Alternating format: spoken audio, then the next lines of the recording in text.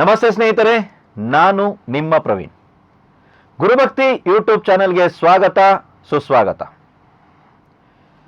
ಬಹಳಷ್ಟು ಕಡೆಗಳಿಂದ ಕರೆ ಬರ್ತಾ ಇರುವಂತದ್ದು ವಶೀಕರಣ ಪ್ರಯೋಗ ಇತ್ಯಾದಿಗಳನ್ನ ಕೇಳುವಂತದ್ದಾಗಿರ್ತದೆ. ನೋಡಿ, ನಾವು ಕೆಲವೊಂದು ತರಗತಿಗಳನ್ನ ಮಾಡ್ತಾ ಇದೀವಿ. ಅದು ತಾಂತ್ರಿಕ ಆಗಿರ್ಬೋದು, ಮಾಂತ್ರಿಕ ಆಗಿರ್ಬೋದು, ಜ್ಯೋತಿಷ್ಯ ಆಗಿರ್ಬೋದು, ವಾಸ್ತು ಆಗಿರ್ಬೋದು, ನ್ಯೂಮರಾಲಜಿ ಆಗಿರ್ಬೋದು. ಇಲ್ಲಿ ಕೊಡ್ತಾ ಇರುವಂತಹ ಪರಿಹಾರಕ್ಕಿಂತ ಅಡ್ವಾನ್ಸ್ ಪರಿಹಾರಗಳನ್ನ ತರಗತಿಯಲ್ಲಿ ಕೊಡ್ತಾ ಇರಬಹುದು. ಯಾಕೆ ಅಂತ ಹೇಳಿದ್ರೆ ಕೆಲವೊಂದು ಪರಿಹಾರಗಳನ್ನ, ಕೆಲವೊಂದು ವಿಷಯಗಳನ್ನ ಮೀಡಿಯಾದಲ್ಲಿ ನಾವು ಹಂಚ್ಕೊಳಕ್ ಆಗಲ್ಲ. ಈ ಸೋಷಿಯಲ್ ಮೀಡಿಯಾದಲ್ಲಿ ನಾವು ಹಂಚ್ಕೊಳಕ್ ಆಗಲ್ಲ, ಎಲ್ಲಿ ಅಂತ ಅದನ್ನ ಹೇಳಕ್ ಆಗಲ್ಲ. ಅದಕ್ಕಾಗಿ ತರಗತಿ ಇತ್ಯಾದಿಗಳನ್ನ ಮಾಡಿದಾಗ ಕೆಲವರು ನಮ್ಮ ಹತ್ರ ಕೇಳುವಂಥದ್ದು ಏನು ಅಂತ ಹೇಳಿದ್ರೆ, ಇಲ್ಲೂ ಪರಿಹಾರ ಅಂತ ಕೊಡ್ತಾ ಇರ್ತೀರಾ ನೀವು, ಯಾವ್ದ್ರಲ್ಲಿ ನಮ್ಮ ಗುರುಭಕ್ತಿ ಚಾನಲ್ ಅಲ್ಲಿ ಕೊಡ್ತಾ ಇದೀವಿ. ಕೆಲವೊಂದ್ಸಲ ಬಂದ್ಬಿಟ್ಟು ನಿಮ್ದೊಂದು ಬ್ಯಾನರ್ಗಳು ಬರ್ತವೆ, ವಿಶೇಷ ಪರಿಹಾರ, ತಾಂತ್ರಿಕ ಪರಿಹಾರ, ಅದು ಇದು ಅಂತ. ಇಲ್ಲಿ ಪರಿಹಾರ ಕೊಡ್ತಾ ಇದ್ದೀರಾ. ಇದಕ್ಕೂ ಏನ್ ವ್ಯತ್ಯಾಸ ಅಂದ್ರೆ, ಇದು ಸ್ವಲ್ಪ ಅಡ್ವಾನ್ಸ್ ಇರುತ್ತೆ. ಇದನ್ನ ಹೊರಗಡೆ ನಾವು ಹೇಳಕ್ ಆಗದಿರುವಂತ ಕೆಲವೊಂದು ಪರಿಹಾರಗಳಿರ್ತವೆ, ಕೆಲವೊಂದು ಕೊಡೋದಕ್ಕಾಗದಿರುವಂತ ಪರಿಹಾರಗಳಿರ್ತವೆ. ಬಹಳಷ್ಟು ಜನ ವಶೀಕರಣ ಪರಿಹಾರ ಇತ್ಯಾದಿಗಳನ್ನ ಕೇಳ್ತೀರಾ, ನಾವುಗಳು ಕೊಡ್ತಾ ಇಲ್ಲ ಅಲ್ವಾ. ಆದ್ರೆ ನಮ್ಮ ತರಗತಿಗೆ ಸೇರಿದವರಿಗೆ ಚೆನ್ನಾಗಿ ಗೊತ್ತಿದೆ, ನಾವು ವಶೀಕರಣ ಪ್ರಯೋಗಗಳನ್ನ ಕೊಡ್ತಾ ಇದೀವಿ, ವಶೀಕರಣ ಮಂತ್ರಗಳನ್ನ ಕೊಡ್ತಾ ಇದೀವಿ ಅನ್ನೋದು ಎಲ್ರಿಗೂ ಗೊತ್ತಿದೆ. ಇವತ್ತು ನಾವು ನೇರವಾಗಿ ಪತಿ ವಶೀಕರಣಕ್ಕೆ ಸಂಬಂಧಪಟ್ಟಂತದನ್ನ ಕೊಡ್ತಾ ಇದೀವಿ. ಅಂದ್ರೆ ಇಲ್ಲಿ ಪತ್ನಿ ವಶೀಕರಣ, ರಾಜ ವಶೀಕರಣ, ವಸ್ತು ಬಹಳಷ್ಟು ವಶೀಕರಣಗಳಿದೆ. ನಾನಿಲ್ಲಿ ಕೊಡ್ತಾ ಇರೋದು ಬರೀ ಪತಿ ವಶೀಕರಣ. ಹೆಣ್ಣು ಮಕ್ಕಳು, ಪತಿಯಿಂದ ಸಮಸ್ಯೆ ಆಗ್ತಾ ಇರುವಂತ ಹೆಣ್ಣು ಮಕ್ಕಳು ಯಾರಾದ್ರೂ ಇದ್ರೆ ಅವರಿಗಾಗಿ ಒಂದು ಪ್ರಯೋಗವನ್ನ ಕೊಡ್ತಾ ಇದ್ದೀನಿ. ಅದ್ರ ಜೊತೆಗೆ ಯಾರು ಬೇಕಾದ್ರೂ ಉಪಯೋಗಿಸುವಂತ ಒಂದು ಮಂತ್ರವನ್ನ ಕೊಡ್ತೀನಿ. ಸರಿನಾ? ರೈಟ್. ಏನ್ ಮಾಡ್ಬೇಕು ಅಂತ ಹೇಳಿದ್ರೆ, ಪತಿ ಮತ್ತು ಪತ್ನಿಗಾಗಿ ಈ ಮೊದಲ ಪ್ರಯೋಗವನ್ನ ನೆನ್ಪಿಟ್ಕೊಳ್ಳಿ. ಭಾನುವಾರ ದಿವಸ ರಾತ್ರಿ ನಿಮ್ಮ ಯಜಮಾನರು ಚೆನ್ನಾಗಿ ಗಾಢ ನಿದ್ರೆಗೆ ಜಾರಿರುವಂತ ಸಮಯದಲ್ಲಿ, ರಾತ್ರಿ 12 ಗಂಟೆ ಸಮಯನೇ ಆಗಿರ್ಬೇಕು. ನೋಡ್ಕೊಳ್ಳಿ ಸರ್, ಒಂದು 12 ಗಂಟೆಗೆ 5 ನಿಮಿಷ ಆಯ್ತು, 12 ಗಂಟೆ 1 ನಿಮಿಷ ಆಯ್ತು ಅಂತ ಹೇಳೆಲ್ಲ ಕೇಳಬೇಡಿ, ಅದು ಪರವಾಗಿಲ್ಲ ಆಯ್ತಾ. ಕರೆಕ್ಟಾಗಿ 12 ಗಂಟೆಗ ಅಂತೆಲ್ಲ ಕೇಳಕ್ ಹೋಗ್ಬಿಡಿ. 12 ಗಂಟೆ, ರಾತ್ರಿ 12 ಗಂಟೆಗೆ ಇಲ್ಲಿ ನೆತ್ತಿ ಭಾಗದಲ್ಲಿರುವಂತ ಸ್ವಲ್ಪ ಕೂದಲನ್ನ ಎಳಿಬೇಡಿ, ಕತ್ರಿನಲ್ಲೇ ಕಟ್ ಮಾಡ್ಬೇಕು. ಸ್ವಲ್ಪ ಕೂದಲು ಗೊತ್ತಾಗಬಾರ್ದು, ಆ ರೀತಿ ಸ್ವಲ್ಪ ಕೂದಲನ್ನ ಕಟ್ ಮಾಡಿ ಹುಷಾರಾಗಿ ತೆಗೆದು ಇಟ್ಕೋಬೇಕು. ನೀವು ಎಲ್ಲಿ ಇಡ್ತೀರಾ ನಿಮಗೆ ಗೊತ್ತಿರ್ತದೆ. ಹೆಣ್ಣು ಮಕ್ಕಳಿಗೆ ಹುಷಾರಾಗಿ ಇಟ್ಕೊಳ್ಳಿ. ಯಾವುದೇ ಕಾರಣಕ್ಕೂ ಅದನ್ನ ಎಲ್ಲೋ ಕಸದಲ್ಲಿ ಹಾಕುವಂಥದ್ದು, ಸುಟ್ಟು ಹಾಕುವಂಥದ್ದು ಇತ್ಯಾದಿಗಳನ್ನ ಮಾಡುವ ಹಾಗಿಲ್ಲ. ಈ ಪ್ರಯೋಗ ನಾನು ಮಾಡಿದೆ ಸರ್. ಮಾಡಿ ಇದಾದ ಮೇಲೆ ಯಾವಾಗ ನಿಮ್ಮ ಮಾಸಿಕ ಬರ್ತಾ ಇದೆ ಅಂತ ನೋಡಿ, ತಿಂಗಳ ರಜೆ ಯಾವಾಗ ಬರ್ತಾ ಇದೆ ಅನ್ನೋದನ್ನ ನೋಡಿ. ತುಂಬಾ ಜನಕ್ಕೆ ಮಾಸಿಕ ಅಂದ್ರೂ ಕೂಡ ಅರ್ಥ ಆಗದಿರುವಂತ ಜನಗಳು ಕೂಡ ಇದ್ದಾರೆ. ಸೊ ತಿಂಗಳ ರಜೆ ಯಾವಾಗ ಬರ್ತಾ ಇದೆಯಮ್ಮ ನಿಮ್ದು ಅನ್ನೋದನ್ನ ನೀವು ನೋಡ್ಕೊಳ್ಳಿ. ಆ ದಿನದಂದು ಈ ಕೂದಲನ್ನ ತಗೊಳ್ಳಿ. ಇವಾಗ 5 ದಿನದಲ್ಲಿ 3 ದಿನದಲ್ಲಿ ಬೇಕಾದ್ರೂ ಮಾಡಿ, 2ನೇ ದಿನ ಬೇಕಾದ್ರೂ ಮಾಡಿ, 1ನೇ ದಿನ ಬೇಕಾದ್ರೂ ಮಾಡಿ, ಅದೆಲ್ಲ ಲೆಕ್ಕ. ಮಾಸಿಕ ನಡೀತಾ ಇರಬೇಕು. ಈ ಕೂದಲನ್ನ ತಗೊಂಡೋಗಿ ಹೊರಗಡೆ ರಸ್ತೆನಲ್ಲಿ, ಹತ್ರದಲ್ಲಿ ಯಾವ್ದಾದ್ರು ರಸ್ತೆ ಇದ್ರೆ ಆ ಜಾಗದಲ್ಲಿ ಹೋಗಿ, ಆ ಕಡೆ ಈ ಕಡೆ ಎಲ್ಲಾರು ನೋಡ್ಕೊಂಡು, 3 ದಾರಿ 4 ದಾರಿ ಅಲ್ಲ, ಯಾವ್ದಾರು ಒಂದು ರಸ್ತೆ ಪರವಾಗಿಲ್ಲ, ಹೋಗಿ ಈ ಕೂದಲನ್ನ ಕೆಳಗಡೆ ಹಾಕಿ, ಭೂಮಿ ಮೇಲೆ ಹಾಕಿ, ಚೆನ್ನಾಗಿ ನಿಮ್ಮ ಚಪ್ಪಲಿಯಿಂದ ಹೊಸಕ್ಬೇಕು. ಈ ತರ ಆ ಕೂದಲನ್ನ ಹೊಸಕ್ಬೇಕು. ಒಂದು ವಾರ ಕೋಪ ಬಂದಾಗ ನಾವು ಹೊಸಕ್ತೀವಲ್ಲ, ಆ ರೀತಿ ಹೊಸಕ್ಬೇಕು. ಈ ಪ್ರಯೋಗವನ್ನ ನೀವು ಮಾಡಿ ನೋಡಿ. ಇದಾದ ನಂತರ ಪತಿಯಲ್ಲಿ ಯಾವ ಯಾವ ವಿಚಾರದಲ್ಲಿ ಬದಲಾವಣೆ ಆಗುತ್ತೆ ಅನ್ನೋದನ್ನ ನೀವು ನೋಡ್ಕೊಳ್ಳಿ. ಒಂದೇ ಸಲ ಮಾಡುವಂತ ಪ್ರಯೋಗ, ಇದನ್ನ ನೀವು ಮಾಡಬಹುದು.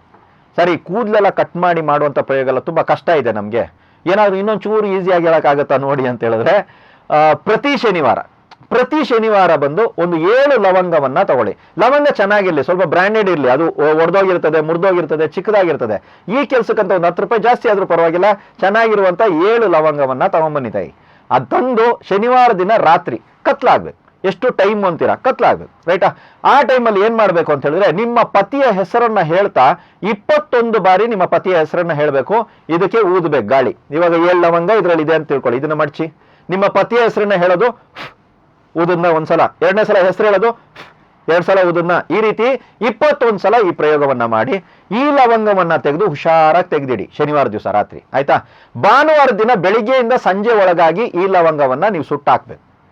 ಇದಕ್ಕೆ ಕರ್ಪೂರ ಇಟ್ಟು ಸುಟ್ಟಾಕ್ತಿರೋ, ಹೇಗೆ ಸುಟ್ಟಾಕ್ತಿರೋ ನಿಮ್ಮ ಇಷ್ಟ. ಇದನ್ನ ಪ್ರತಿ ಶನಿವಾರ ಮಾಡ್ಬೇಕಾಗುತ್ತೆ. ಕೆಲವೊಂದು ಪರಿಹಾರ ಕ್ರಿಯೆಗಳು ನೋಡಿ ಕೆಲಸ ಆಗೋ ತನಕ ಮಾಡ್ಬೇಕಾಗುತ್ತೆ. ಈ ಪ್ರಯೋಗವನ್ನ ನೀವುಗಳು ಪ್ರತಿ ಶನಿವಾರ ಮಾಡ್ಕೊಂಡು ಹೋಗಿ. ಸರ್, ಯಾವುದೇ ವ್ಯಕ್ತಿ ಇರ್ಲಿ, ಅದು ಗಂಡ ಇರ್ಲಿ, ಹೆಂಡತಿ ಇರ್ಲಿ, ನೀವು ಬರೀ ಗಂಡಸರು ಕೊಡ್ತೀರಾ, ಪತಿ ವಶೀಕರಣ ಅಂತ ಮಾತ್ರ ಕೊಡ್ತೀರಾ, ನಮ್ದು ಸ್ವಲ್ಪ ಹೆಂಡತಿ ಕಡೆಯಿಂದೆಲ್ಲ ಪ್ರಾಬ್ಲಮ್ ಉಂಟು ಅಂತ ಕೆಲವರು ಬರ್ತಾರೆ. ಅಣ್ಣ ತಮ್ಮಂದಿರ ಸಮಸ್ಯೆಗಳಿದೆ, ಮಕ್ಕಳಿಂದ ಸಮಸ್ಯೆಗಳಿದೆ. ಇವರು ನಮ್ಮ ಮಾತು ಕೇಳ್ಬೇಕು ಸರ್. ತಪ್ಪಾದ ರೀತಿಯ ವಶೀಕರಣ ಅಲ್ಲ ನಾವು ಮಾಡ್ತಾ ಇರೋದು.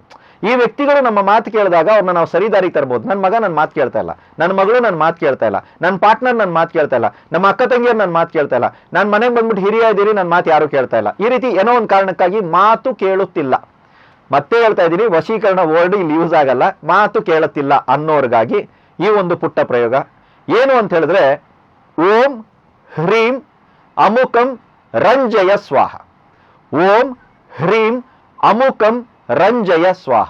ಈ ಅಮುಕಂ ಅನ್ನೋದನ್ನ ತೆಗೆದ್ಬಿಡಿ, ರೈಟಾ? ಏನ್ ಮಾಡ್ಬೇಕು ಹೇಳ್ತೀನಿ ಕೇಳಿ. ಓಂ ಹ್ರೀಂ ಅಮುಕಂ ಅಂತ ಬಂತಲ್ಲ, ಇಲ್ಲಿ ಯಾವ ವ್ಯಕ್ತಿ ಬೇಕೋ ಆ ವ್ಯಕ್ತಿ ಹೆಸರನ್ನ ಹಾಕಿ ರಂಜಯ ಸ್ವಾಹ. ಸರಿನಾ? ಓಂ ಹ್ರೀಂ ವ್ಯಕ್ತಿ ಹೆಸರು ರಂಜಯ ಸ್ವಾಹ. ಪ್ರತಿದಿನ 108 ಬಾರಿ ಈ ಮಂತ್ರವನ್ನ ಜಪ ಮಾಡ್ತಾ ಬನ್ನಿ. ಸರಿ, ಕೂದಲೆಲ್ಲ ಕಟ್ ಮಾಡೋಕ್ಕಾಗಲ್ಲ, ಈ ಲವಂಗ ಎಲ್ಲ ಮಾಡೋಕ್ಕಾಗಲ್ಲ, ನಮ್ಗೆ ಈಸಿ ಆಗಿರ್ಬೇಕು, ಕೂತಿರ್ಬೇಕು, ಒಂದು ಮಂತ್ರ ಹೇಳ್ಬಿಟ್ಟು ಏನಾದ್ರು ಮಾವಿನಕಾಯಿ ಬೀಳಿಸ್ಬೇಕು, ಈ ಥರದ್ದೆಲ್ಲ ಯೋಚನೆ ಇರುತ್ತೆ. ಸೊ ಅಂಥವ್ರಿಗಾಗಿ ಈ ಮಂತ್ರವನ್ನು ಕೊಡ್ತೇನೆ. ಬಾಸ್ ತುಂಬಾ ಕಿರಿಕಿರಿ ಮಾಡ್ತಾನೆ ಸರ್, ಹೋದ್ರೆ ಸಾಕು ಕಿರಿಕಿರಿ. ಒಬ್ಬ ವ್ಯಕ್ತಿ ಇದ್ದಾನೆ ಸರ್, ಅವನಿಗೋಸ್ಕರ ನಾನು ಕೆಲಸ ಬಿಡ್ಬೇಕಂತಿದ್ದೀನಿ, ಬೇರೆಲ್ಲ ಓಕೆ ಇದೆ, ಆ ವ್ಯಕ್ತಿ ತುಂಬಾ ಕಿರಿಕಿರಿ ಮಾಡ್ತಾನೆ, ಇದೆಲ್ಲದಕ್ಕೂ ಬಳಸ್ಬೋದು. ನಾನು ಮತ್ತೆ ಹೇಳ್ತಾ ಇದ್ದೀನಿ, ಈ ಮಂತ್ರವನ್ನ ಯಾವ್ದಕ್ಕೆ ಬೇಕಾದ್ರೂ ಬಳಸ್ಬೋದು ಅಂದ್ರೆ ಖಂಡಿತ ಬಳಸ್ಬೋದು, ಫಲ ನಿಮಗೆ ಬಿಟ್ಟಿದ್ದು. ಒಬ್ಬ ವ್ಯಕ್ತಿಗೆ ಒಂದು ಸಲಕ್ಕೆ 108 ಸಲ ಮಂತ್ರವನ್ನ ಪಡಿಸಲೇಬೇಕು. ಎಷ್ಟು ಜನರ ಹೆಸರು ಹಾಕ್ತಿರೋ ಅಷ್ಟು ಸಲ 108 ಸಲ ಪಠಿಸಬೇಕಾಗುತ್ತೆ ನೀವು. ಅರ್ಥ ಆಯ್ತಲ್ವಾ? ಸೊ ಇದನ್ನ ಪ್ರಯೋಗ ರೂಪದಲ್ಲಿ ನೀವು ತರಬಹುದು. ಒಳ್ಳೆ ದಿನ ಜಪವನ್ನ ಪ್ರಾರಂಭ ಮಾಡಿ. ಯಾಕಂದ್ರೆ ಜಪ ಪ್ರಾರಂಭ ಮಾಡೋದು ಅಥವಾ ಜಪ ಸಫಲ ಆಗೋದಕ್ಕೂ ಕೂಡ ದಿನಗಳಿದೆ, ಮುಹೂರ್ತಗಳಿದೆ, ಗಳಿಗೆಗಳಿದೆ, ಎಲ್ಲವೂ ಇದೆ. ನಾವೇನ್ ಮಾಡ್ತೀವಿ, ಸುಮ್ಮನೆ ಯಾವುದೋ ಒಂದು ಟೈಮಿಗೆ ನಾವೇನೋ ಒಂದು ಸ್ಟಾರ್ಟ್ ಮಾಡ್ಬಿಟ್ವಿ, ಕೆಲಸ ಆಗಲ್ಲ, ಕೆಲಸ ಆಯ್ತು. ತುಂಬಾ ಜನ ಹೇಳ್ತಾರೆ. ನಾನೇನಂತೀನಿ ಅಂದ್ರೆ, ಸರಿಯಾದ ಸಮಯ ಯಾವುದು, ನನಗೆ ಯಾವುದು, ನಾನು ಏನ್ ಮಾಡಿದ್ರೆ ಉದ್ಧಾರ ಆಗ್ತೀನಿ, ನನಗೇನು ಬೇಕು. ಯಾವಾಗ ನೀವು ನನಗೆ ಅಂತ ಬಿಟ್ಟು ಹೋಗ್ತಿರೋ ಆವತ್ತು ನಿಮ್ಮ ಜೀವನದಲ್ಲಿ ಉದ್ಧಾರ ಆಗ್ತೀರಾ. ಸರ್ ಅವ್ನು ಮಾಡ್ದ, ಅವ್ನು ಅಲ್ಲಿಗೆ ಹೋದ್ರ ಮೇಲೆ ಉದ್ಧಾರ ಆದ, ನಾನು ಅಲ್ಲಿಗೆ ಹೋಗ್ತೀನಿ. ಸರ್ ಇವನ್ ಮಾಡ್ದ, ಇವನು ಇಲ್ಲಿಗೆ ಹೋದ್ರ ಮೇಲೆ ಉದ್ಧಾರ ಆದ, ನಾನು ಮಾಡ್ತೀನಿ. ಇವನು ಈ ಬಿಸ್ನೆಸ್ ಮಾಡ್ದ, ಅವನು ಉದ್ಧಾರ ಆದ, ನಾನು ಮಾಡ್ತೀನಿ. ಅದಾಗಲ್ಲ. ನಿಮಗೆ ಏನು, ನೀವು ಏನ್ ಮಾಡಿದ್ರೆ ಉದ್ಧಾರ ಆಗ್ತೀರಾ, ನಿಮಗೆ ಏನ್ ಮಾಡಬೇಕು ಅನ್ನೋದನ್ನ ನಿಮ್ಮ ಜಾತಕದಲ್ಲಿ ಮಾತ್ರ ತಿಳಿಯೋಕೆ ಸಾಧ್ಯ ಹೊರತು ಅಥವಾ ಪ್ರಶ್ನೆ ಇತ್ಯಾದಿಗಳಿಂದ ತಿಳ್ಕೊಬಹುದು.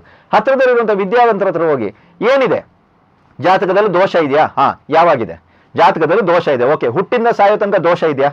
ಇಲ್ಲ. ಮತ್ತೆ ಈ ದೋಷ ಯಾವ ಸಮಯದಲ್ಲಿ ನನಗೆ ತೊಂದರೆ ಕೊಡುತ್ತೆ, ಇದನ್ನ ನಾವು ಕೇಳಲ್ಲ. ಜಾತಕದಲ್ಲಿ ದೋಷ ಇದೆ, ದೋಷ ಇದ್ರೆ ಏನು ಲೈಫ್ ಲಾಂಗ್ ಸಮಸ್ಯೆನೇನಾ? ಯಾರು ಹೇಳಿದ್ದು? ಅದಕ್ಕೆ ಸಂಬಂಧಪಟ್ಟಂತಹ ದಶಾಭುಕ್ತಿಗಳು ಬಂದಿದೆಯಾ, ಆ ಟೈಮಲ್ಲಿ ಮಾತ್ರನೇ ಅದು ತನ್ನ ದೋಷದ ತೀವ್ರತೆಯನ್ನು ತೋರಿಸುತ್ತೆ. ಅಥವಾ ಪರ್ಟಿಕ್ಯುಲರ್ ಒಂದು ಕೆಲಸ, ಒಂದು ವಿಷಯದ ಮೇಲೆ ಮಾತ್ರ ಆ ದೋಷ ಕೂತಿರ್ತದೆ. ಈ ದೋಷವನ್ನ ಸಮಾಪ್ತಿ ಮಾಡಿದ್ರೆ ಈ ಕೆಲಸ ಆಗೋಗ್ಬಿಡ್ತದೆ. ಬಹಳಷ್ಟು ವಿಷಯಗಳಿದೆ, ಇದನ್ನ ಒಳಗಡೆ ಹೋಗಿ ಹೇಳ್ಕೊಳಕ್ಕೆಲ್ಲ ಆಗಲ್ಲ. ಯಾಕಂದ್ರೆ ಇದನ್ನೇ ನಾನು ಕ್ಲಾಸಲ್ಲಿ ಕಲಿಸ್ತಾ ಇರ್ತೀನಿ. ಒಳಗಡೆ ಇರುವಂತ ಇಂಡೆಪ್ತು ನನಗೆ ಗಂಟೆಗಳು ಬೇಕಾಗುತ್ತೆ ಮಾತಾಡೋದಕ್ಕೆ. ನಾನು ಇಲ್ಲಿ 3 ಪ್ರಯೋಗಗಳನ್ನ ಕೊಟ್ಟಿದ್ದೀನಿ. ಪತಿವಶರಣ ಕರಡಿ 2 ಕೊಟ್ಟಿದ್ದೀನಿ, ಇನ್ನೊಂದು ಸರ್ವರು ಬಳಸಬಹುದಾದಂತ ಒಂದು ಮಂತ್ರ ಜಪವನ್ನ ಕೊಟ್ಟಿದ್ದೀನಿ. ಇದನ್ನ ನೀವು ಬಳಸ್ಕೊಳ್ಳಿ. ಅಮುಕಂ ಅನ್ನುವಂಥ ಜಾಗದಲ್ಲಿ ಅಮುಕಂ ಪಠಿಸ್ಬೇಡಿ, ಅಲ್ಲಿ ನೀವು ಈ ಒಂದು ಹೆಸರನ್ನ ಹಾಕ್ಬೋದು. ಕೆಲವರಿಗೆ ಡೌಟು, ಈ ಮಂತ್ರವನ್ನ ನಾವು ದೀಕ್ಷೆ ತಗೋಬೇಕಾ, ನೀವು ದೀಕ್ಷೆ ಕೊಡ್ತೀರಾ, ಅಥವಾ ಈ ಮಂತ್ರವನ್ನ ನಾವು ಸಿದ್ಧಿ ಮಾಡ್ಕೋಬೇಕಾ ಅಂತ. ಈ ರೀತಿ ಯಾವುದೂ ಇಲ್ಲ, ಏನು ಇಲ್ಲ. ತಾವಿದನ್ನ ಜಪಿಸ್ಬೋದು, ತಾವಿದನ್ನ ಪ್ರಯೋಗ ಮಾಡ್ಬೋದು. ಏನ್ ಸರ್ ಬೇಕು ಇದನ್ನ ಮಾಡೋದಕ್ಕೆ ಅಂದ್ರೆ ನಂಬಿಕೆ. ನಂಬಿಕೆಯಿಂದ ಮಾಡಿ. ಇದು ಕೆಲಸ ಆಗುತ್ತೆ ಅಂದ್ರೆ ಖಂಡಿತ ಆಗುತ್ತೆ. ನಂಬಿಕೆ ಇರಬೇಕು.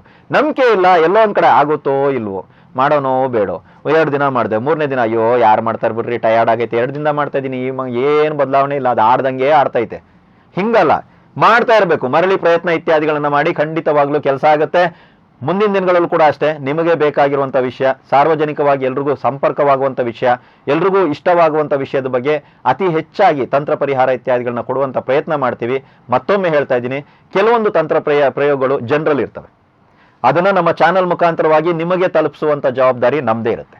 ಆದರೆ ಕೆಲವೊಂದು ಪ್ರಯೋಗಗಳು ವ್ಯಕ್ತಿಗತವಾಗಿರ್ತವೆ, ವೈಯಕ್ತಿಕವಾಗಿರ್ತವೆ. ಕೆಲವೊಂದು ಪ್ರಯೋಗಗಳು ಇಂಥವ್ರು ಮಾತ್ರ ಮಾಡಬಹುದು ಅನ್ನೋದು ಇರುತ್ತೆ. ಕೆಲವೊಂದು ಪ್ರಯೋಗಗಳು ಅಡ್ವಾನ್ಸ್ ಇರುತ್ತೆ. ಸೊ ಅಂತ ಪ್ರಯೋಗಗಳನ್ನ ನಾವು ತರಬೇಕು ಅಂದಾಗ ಅದಕ್ಕೆ ಸಂಬಂಧಪಟ್ಟಂತ ನಾವು ತರಗತಿ ಇತ್ಯಾದಿಗಳನ್ನ ಮಾಡ್ತಾ ಇದೀವಿ. ಸಂಬಂಧಪಟ್ಟವರು, ಇಷ್ಟ ಇದ್ದವರು, ಆಸಕ್ತಿ ಇದ್ದವರು ತಾವುಗಳು ಸೇರಬಹುದು. ಎಲ್ರಿಗೂ ಒಳ್ಳೆಯದಾಗಲಿ.